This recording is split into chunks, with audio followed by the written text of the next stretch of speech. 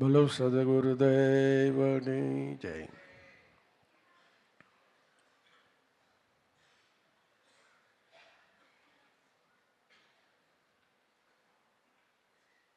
સદગુરુ મળ્યાનો મોટો પ્રતાપ છે કે જે સદગુરુથી ભક્તિ પ્રાપ્ત થઈ અને એ ભક્તિએ જે હંસે ભજન રૂપી કમાઈ કરી તો એ થકી અનેક જીવોનો ઉદ્ધાર થાય છે. દાદા ઉગારામ, પુંજારામ, હરજીવન રામે આ ભક્તિ કરીને મહાન કમાઈ કરી, મહાન યોગ કર્યો. તો આજે આ ભેડાભી પડ્યા મધ્યે દેવારામ બાપાએ આ ભક્તિને ગ્રહણ કરી અને મહાન યોગ કર્યો. તો આજે અનેક હંસો આનંદ કરી રહ્યા છે. જેણે જેણે સદગુરુ મળ્યા છે, જેના હૃદયની અંદર આ ભક્તિભાવ પ્રગટ છે, એ સર્વે હંસોને ધન્ય છે. કારણ કે આ ભક્તિ કોઈ સામાન્ય હૃદયમાં ઠેરાતી નથી. સુવર્ણનું પાત્ર હોય તો જ કે એમાં સિંહણનું દૂધ રીએ. એટલે કે જે કેવળ નિર્મળ હૃદયો છે એની અંદર જ ભક્તિ ઠેરાય છે. ખરેખર કોઈ લાડવા પીરસી દઈએ, કોઈ એવા માવા મિષ્ટાન પીરસી દઈએ, પણ જેને પિત્ત પ્રકોપ થયો છે એ ખરેખર તે ન ખાઈ શકે અને ખાવા જાય તો એનો વિકાર થઈ જાય.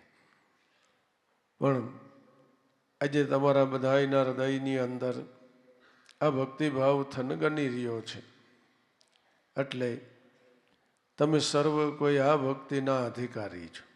દાદા ઉગારામ કહેતા કે ભાઈ, અમે પૂર્વિયા પૂર્વ દેશના, અમારી બોલી સુણે કોઈ, અમારી બોલી જે સુણે ને ઈ કે હંસ પૂરવના જ હોય. એટલે આ પૃથ્વી રચાણી તે દુનાના કે મારા ને તમારા હંસ ભાઈ ભેગા ને ભેગા જ છે. કોઈ સામાન્ય હંસ ભક્તિ ગ્રહણ કરી ન શકે.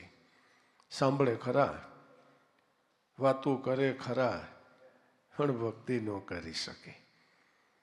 આ તો ધનભાગ છે, ધનઘડી છે કે આજે આપણા સૌ કોઈના હૃદયની અંદર આ ભક્તિભાવનો મહાન એમ કહી કે જેને હૃદયની અંદર ભક્તિ નૃત્ય કરવા માંડી ગઈ છે, એ પ્રતાપ સંતો મહાપુરુષોનો છે.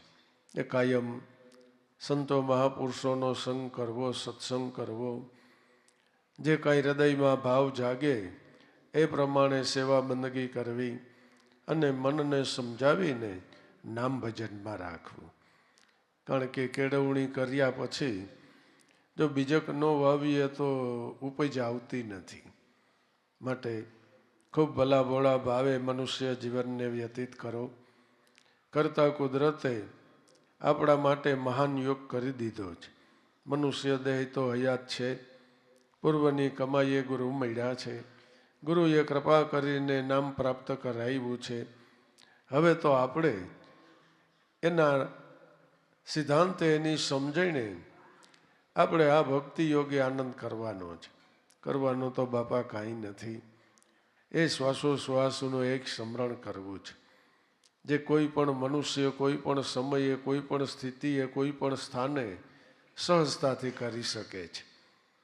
અને મન નથી કરતું એના માટે જ આ સત્સંગ છે. સત્સંગથી મન સમજે છે અને મન ભજનના માર્ગ ઉપર આવે છે. તો સર્વે સંતો મહાપુરુષોની દયા કૃપા સર્વે ગતગંગા ઉપર એક સરખી ઢળી રહી છે. માટે આપણે તો એ આનંદમાં આનંદ કરી લેવાનો છે. સદગુરુદેવની જય.